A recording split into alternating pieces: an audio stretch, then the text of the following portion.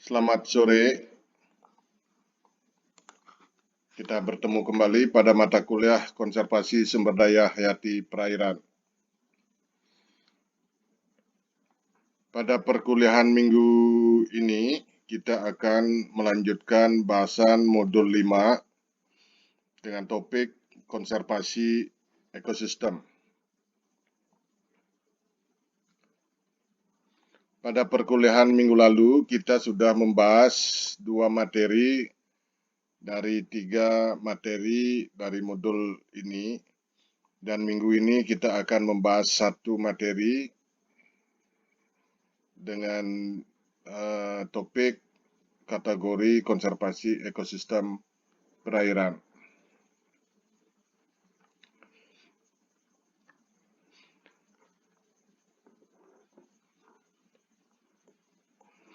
Nah, kategori dan jenis konservasi ekosistem perairan. Konservasi ekosistem ini diwujudkan dalam bentuk penetapan kawasan konservasi. Nah, kawasan konservasi ini adalah bagian yang tidak terpisahkan dari konsep pembangunan berkelanjutan. Penetapan kawasan konservasi ini bertujuan untuk mengelola sumber daya alam dan ekosistemnya yang meliputi aspek pemanfaatan, pengawetan, dan perlindungan terhadap sumber daya hayati sehingga bermanfaat dan mendukung kehidupan manusia secara berkelanjutan. Nah, kategori dan jenis kawasan konservasi dapat dilihat dalam konteks global maupun yang diterapkan di Indonesia. Nah, dalam konteks global atau internasional, kategori dan jenis kawasan konservasi mengacu kepada Serikat Internasional untuk Konservasi Alam atau International Union for Conservation of Nature, yang disingkat UCN. Sedangkan dalam konteks Indonesia, kategori dan jenis kawasan konservasi mengacu pada Undang-Undang Nomor 5 Tahun 1990, ini tentang konservasi sumber daya hayati dan ekosistemnya, Undang-Undang Perikanan, Undang-Undang 31 Tahun 2004, yang telah diubah dengan Undang-Undang Nomor 45 Tahun 2009, dan juga Undang-Undang 27 Tahun 2007 tentang pengelolaan wilayah pesisir dan pulau-pulau kecil yang telah diubah dengan Undang-Undang Nomor 1 Tahun 2014 dan juga diubah dengan Undang-Undang Cipta Kerja.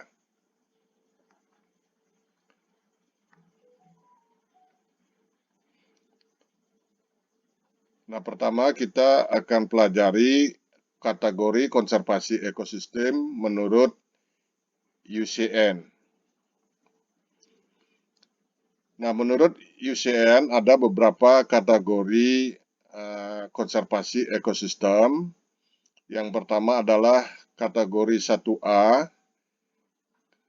Kategori 1A ini adalah cagar alam ketat atau strict nature reserve.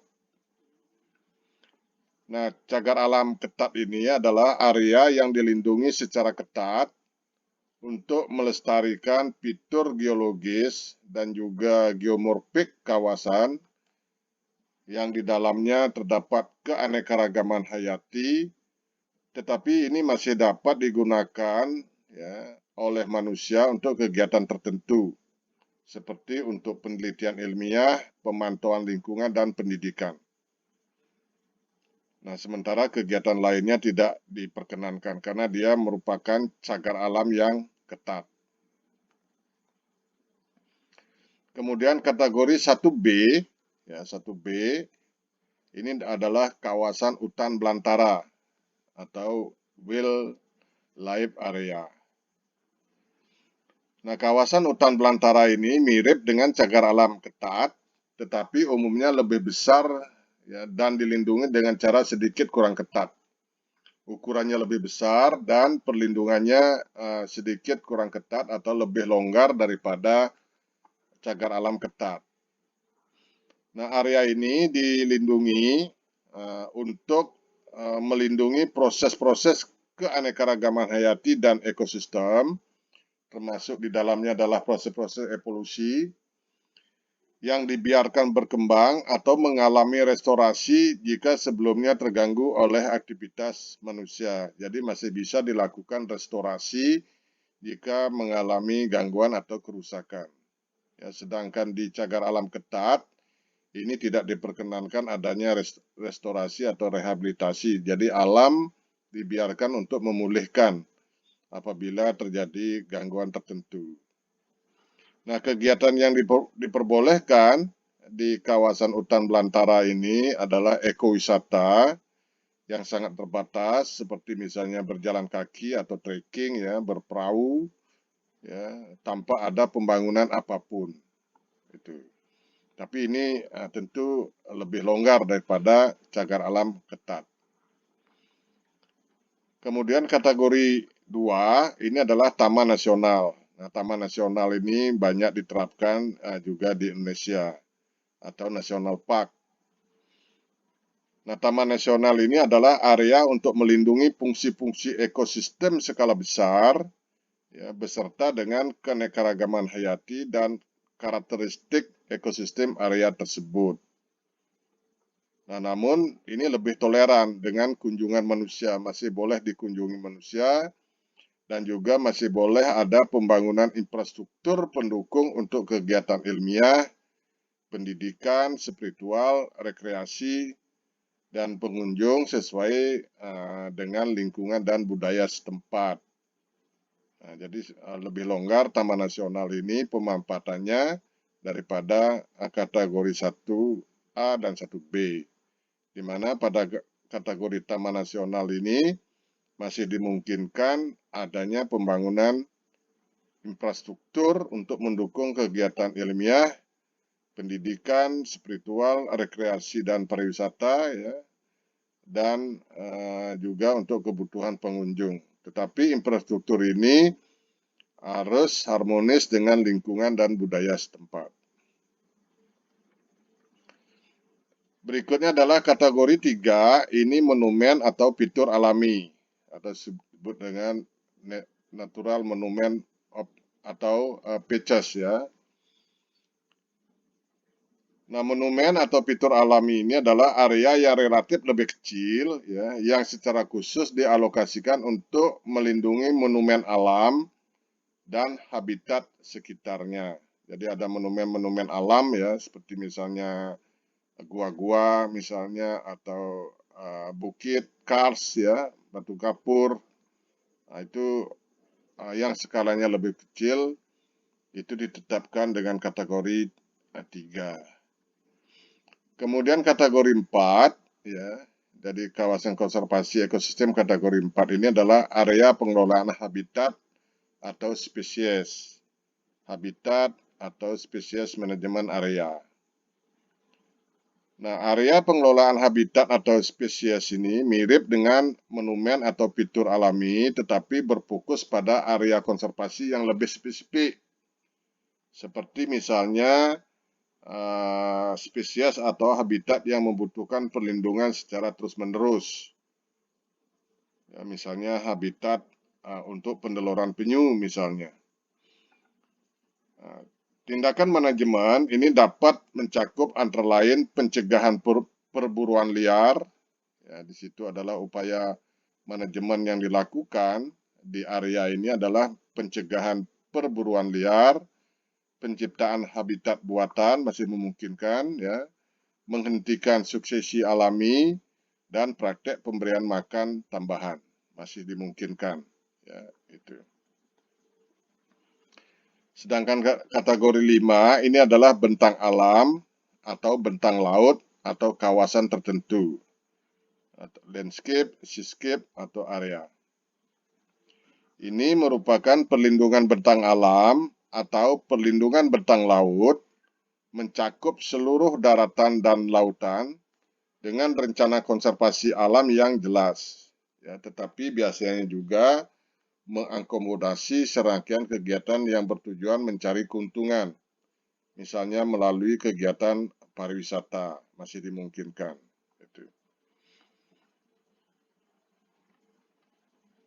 Nah, berikutnya adalah kategori konservasi ekosistem menurut Undang-Undang Nomor 5 Tahun 1990.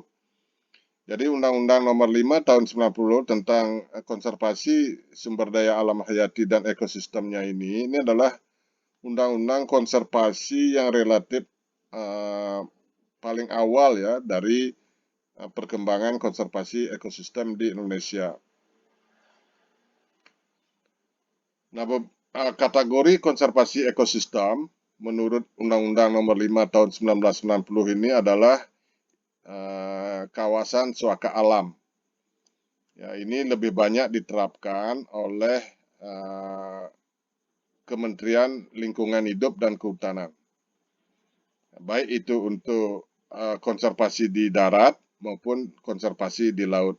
Jadi ingat bahwa konservasi di laut itu tidak hanya di bawah Kementerian Kelautan dan Perikanan, tetapi juga ya,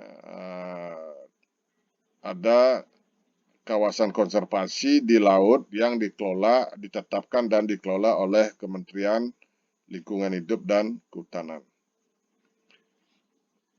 Nah, kategori pertama dari kawasan konservasi ekosistem menurut Undang-Undang Nomor 5 Tahun 1990 adalah kawasan suaka alam atau KSA.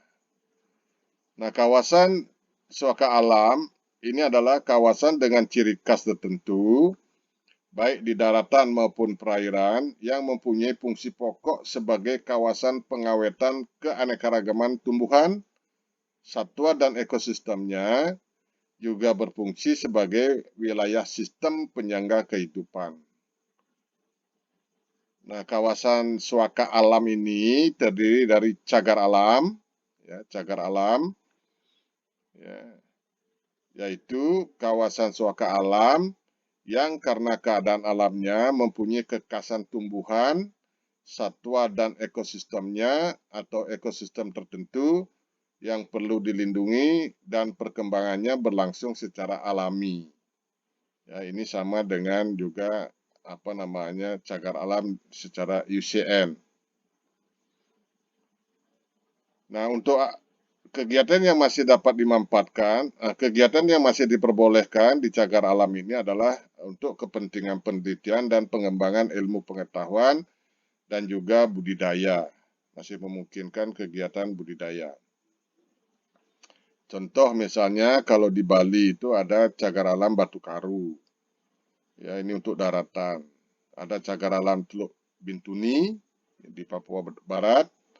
Ada cagar alam laut Kepulauan Krakatau ya, yang ada di Lampung. Jadi cagar alam ini ada di darat dan juga di laut. Yang kedua dari jenis kawasan suaka alam adalah suaka marga satwa.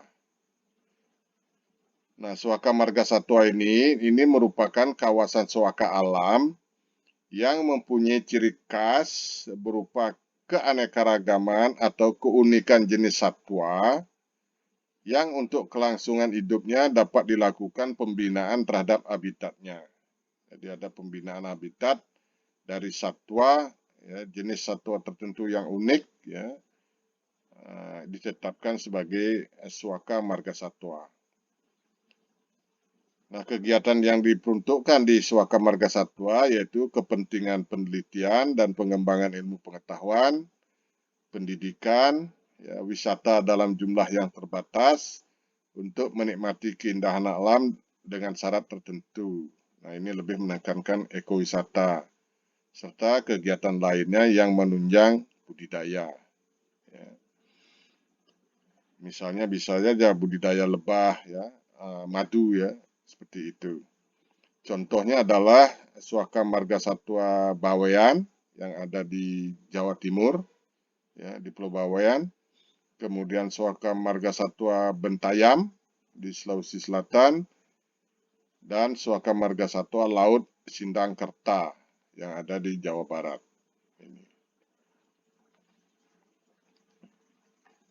Berikutnya yang kedua adalah kawasan pelestarian alam atau KPA.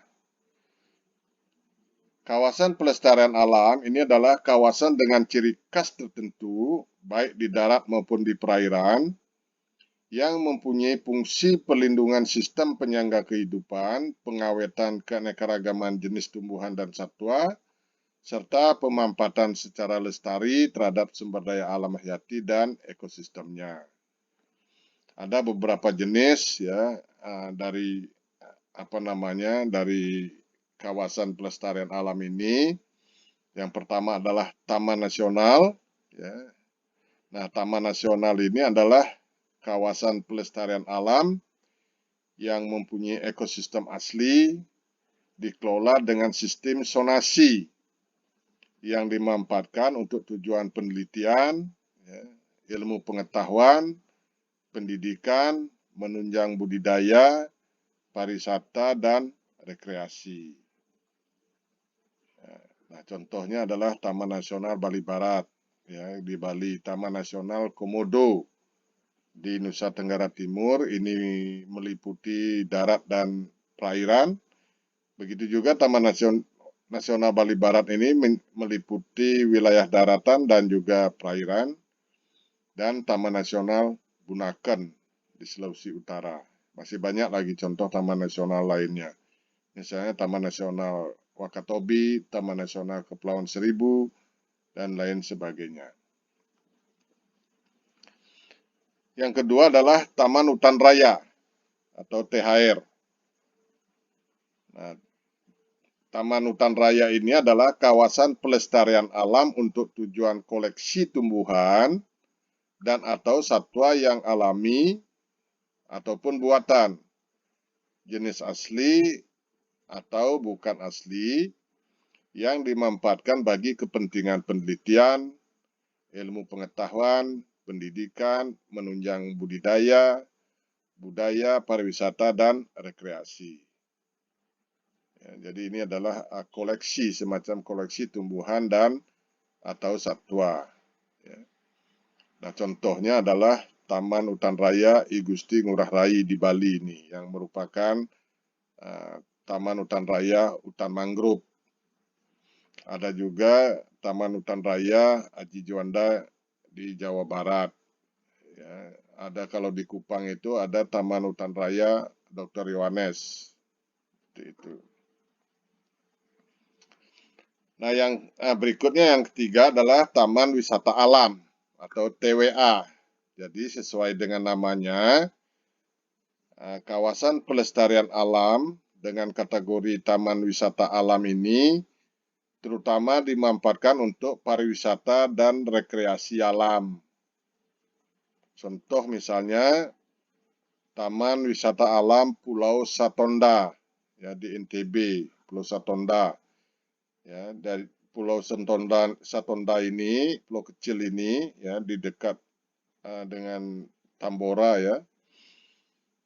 Ini adalah sebuah pulau kecil yang di dalamnya terdapat danau air asin.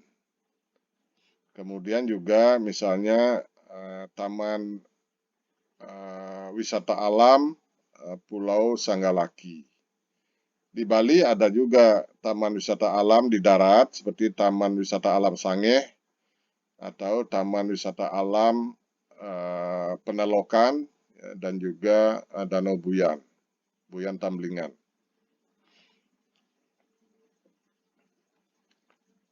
Nah, berikutnya adalah kategori konservasi ekosistem menurut Undang-Undang Perikanan dan juga Undang-Undang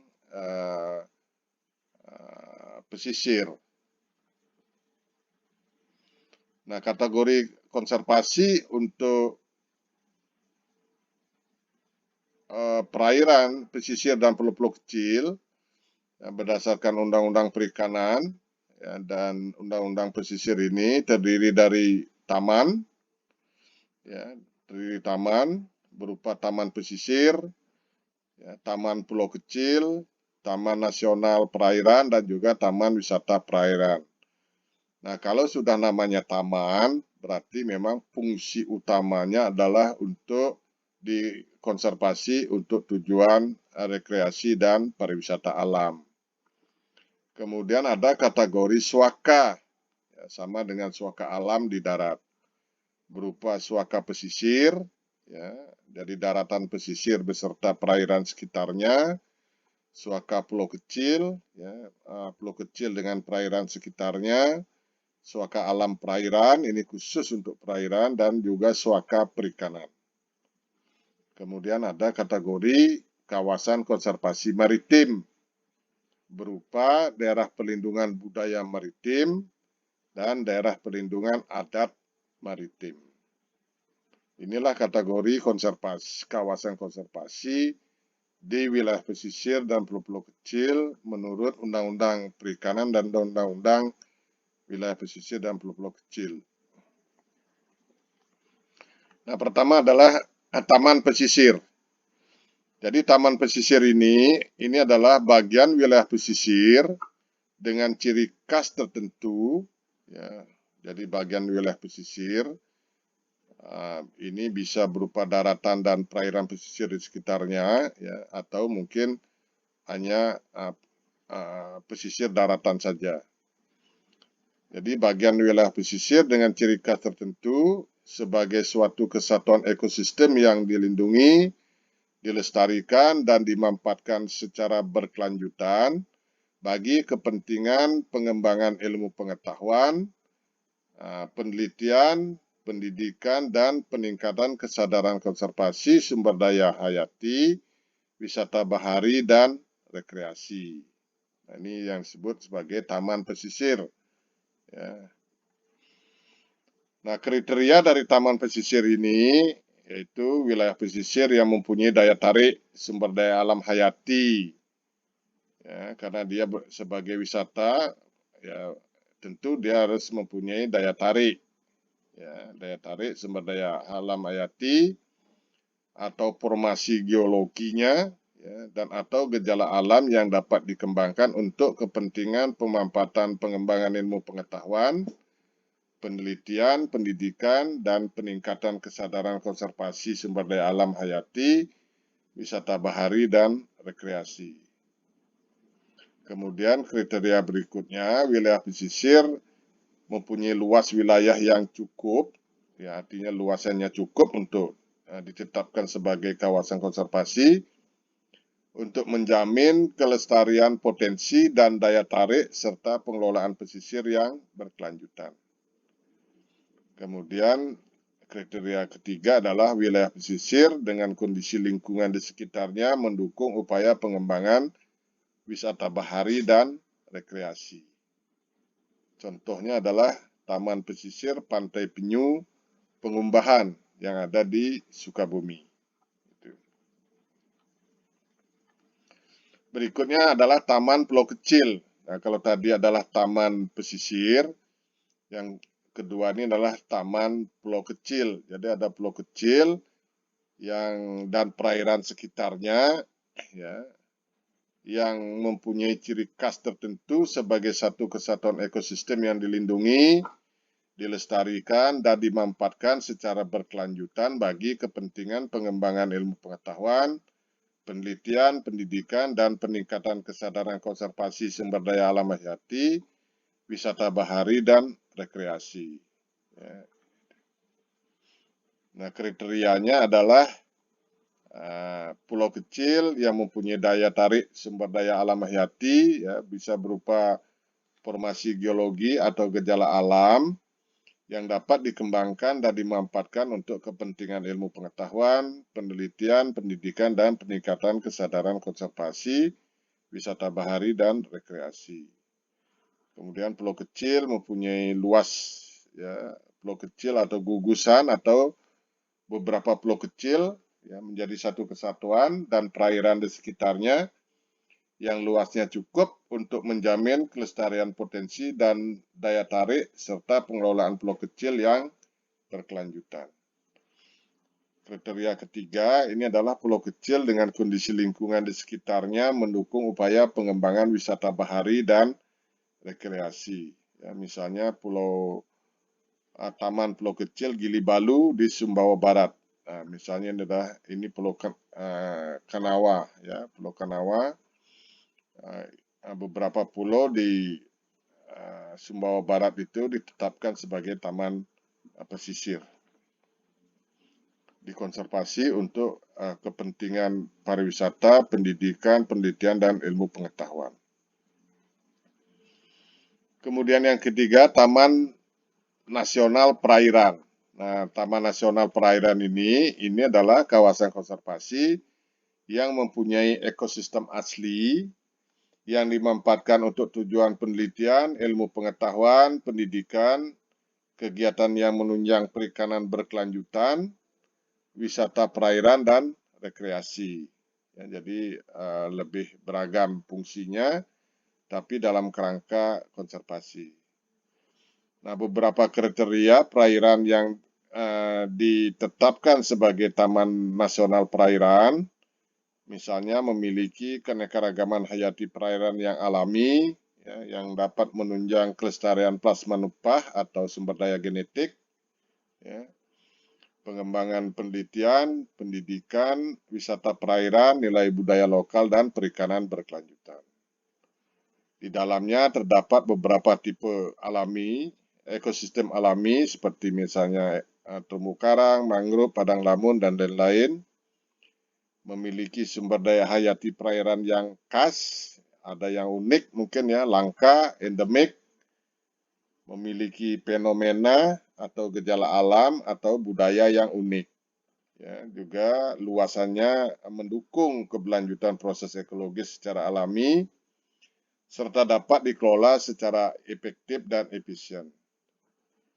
Kemudian memiliki nilai dan kepentingan konservasi skala nasional dan internasional, karena namanya adalah Taman Nasional Perairan. Secara ekologis dan geografis ini bersifat lintas negara, bisa jadi lintas negara. Juga berada di wilayah lintas provinsi, ya, mencakup habitat yang menjadi ruaya, jenis-jenis ikan tertentu, dan potensial sebagai warisan alam dunia atau warisan wilayah regional. Contoh adalah Taman Nasional Perairan Laut Sawu. Nah, jadi Taman Nasional Perairan Laut Sawu ini itu termasuk di dalamnya adalah perairan di utara Sumba, ya, kemudian di sebelah baratnya Timor, dan selatannya Flores. Di Laut Sawu cukup luas Taman Nasional Perairan Laut Sawu ini. Kemudian yang keempat adalah Taman Wisata Perairan. Nah, kawasan Taman Wisata Perairan ini adalah kawasan konservasi dengan tujuan untuk dimanfaatkan bagi kepentingan wisata perairan dan rekreasi. Ya, tetapi juga dimungkinkan untuk kegiatan perikanan yang berkelanjutan.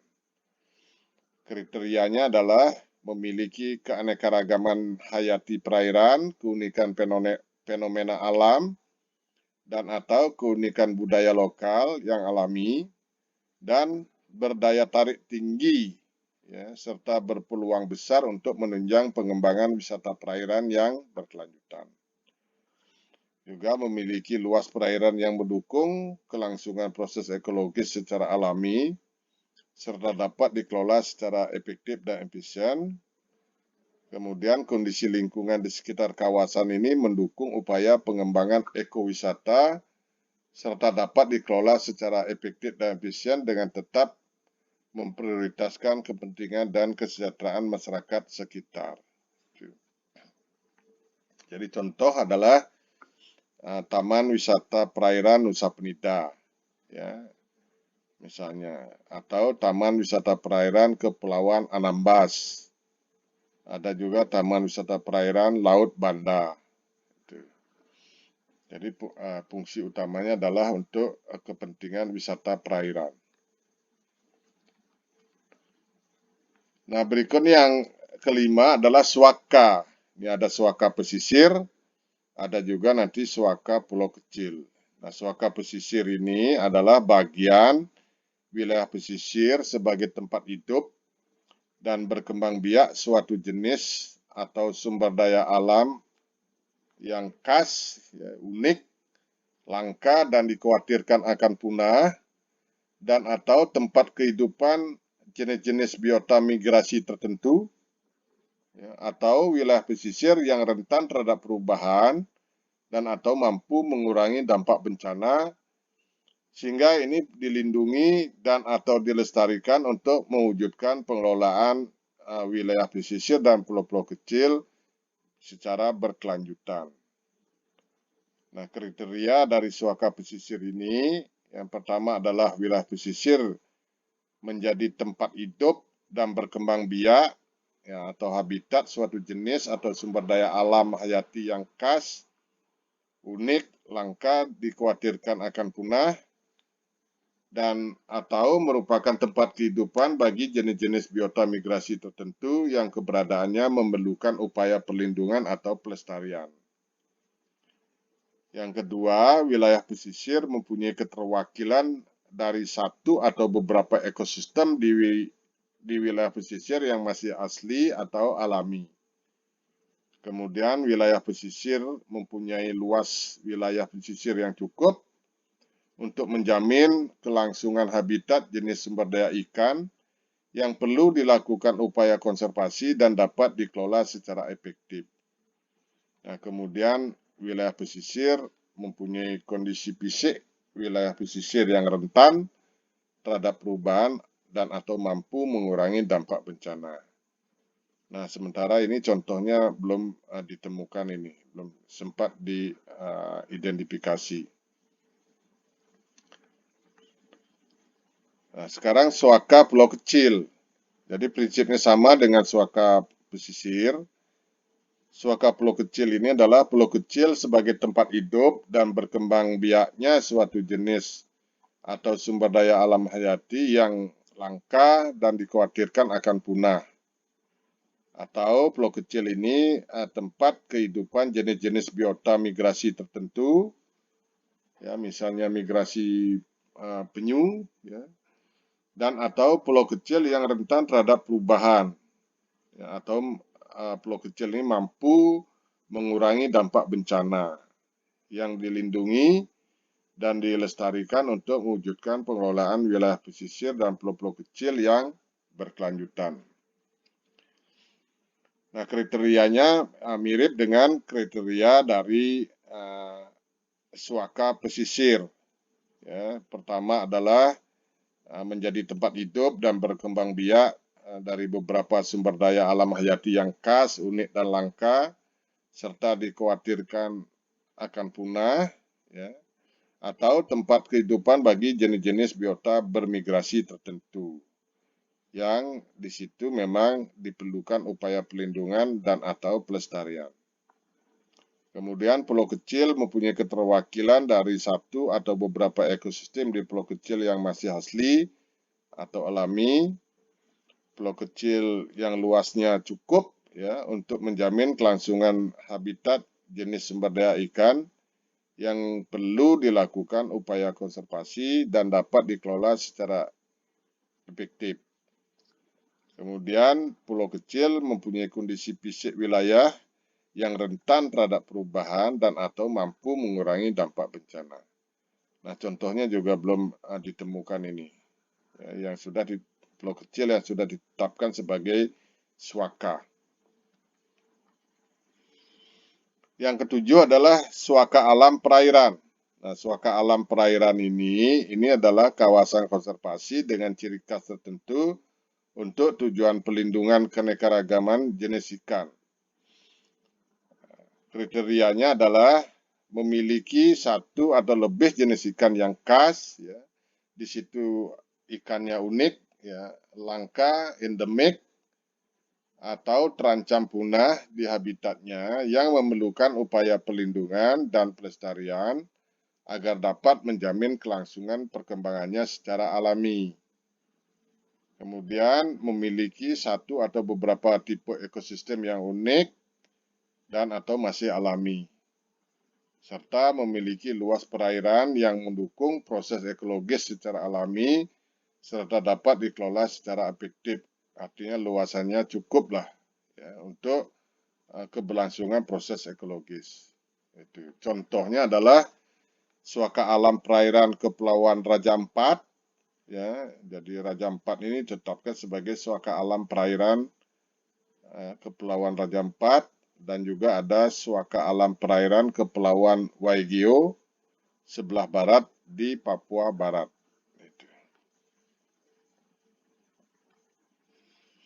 Yang kedelapan adalah suaka perikanan. Nah, suaka perikanan ini adalah kawasan perairan tertentu, baik air tawar, payung maupun laut, dengan kondisi dan ciri tertentu sebagai tempat atau habitat berlindung, berkembang biak, sumber daya ikan tertentu yang berfungsi sebagai daerah pelindungan. Jadi, suaka perikanan ini adalah suatu kawasan yang dilindungi untuk melindungi tempat berkembang biak suatu jenis ikan tertentu. Kriterianya adalah tempat hidup dan berkembang biak satu atau lebih jenis ikan tertentu yang memang butuh perlindungan dan pelestarian. Kemudian memiliki satu atau beberapa tipe ekosistem sebagai habitat jenis ikan tertentu yang relatif masih alami. Dan memiliki luas perairan yang mendukung keberlangsungan proses ekologis secara alami sebagai habitat ikan serta dapat dikelola secara efektif. Nah, contohnya adalah suaka perikanan ini, suaka perikanan Danau Lindung Empangau di Kapuas Hulu, Kalimantan Barat. Ada juga suaka perikanan Sungai Kapak Hulu di Lubuk Laman, Sumatera Selatan. Jadi lebih banyak memang suaka perikanan ini ada di danau dan sungai.